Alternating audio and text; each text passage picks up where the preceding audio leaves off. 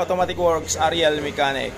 Jerome, bumabanat na naman ang computer box. Ayan naman, Kia Rio. Yan, Kia Rio stock third gear. Ayan, ayan, bumabanat na. Si Automatic Works, tsaka si Ariel Mechanic. Sunog na ba yung paring Ariel? Ayun na, nakita na natin. Dami, ayan, no? Kabilaan yan. Sunog. Sunog. Ayan mga boss, inooperahan na. Ayun, tinitingnan ng todo.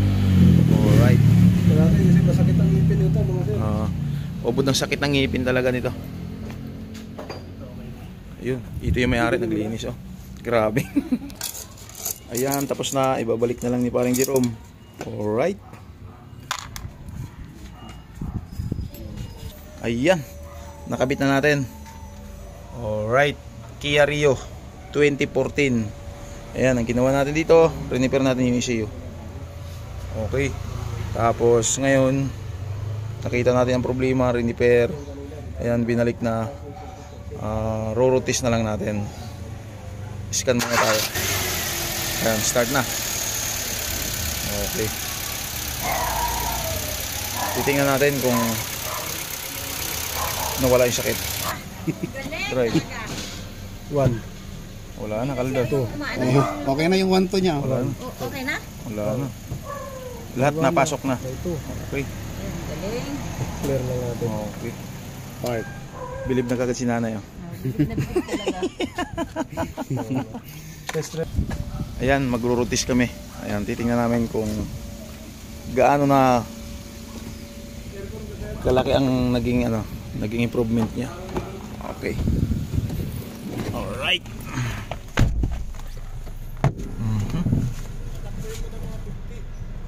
50 daw, 50.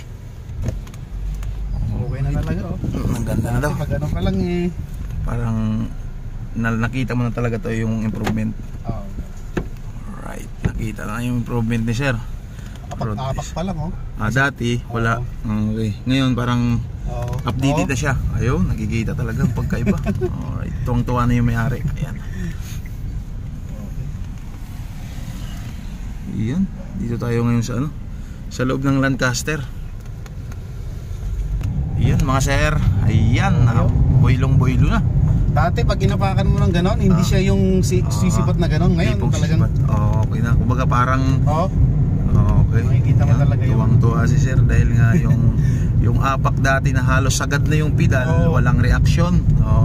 Meron pa yung ano nun, bagong ano pa lang. Umakyat kami sa ganun sir, talagang hindi niya ayaw umakyat. Mga pahon. Oo. Ngayon nalundag na. Alright.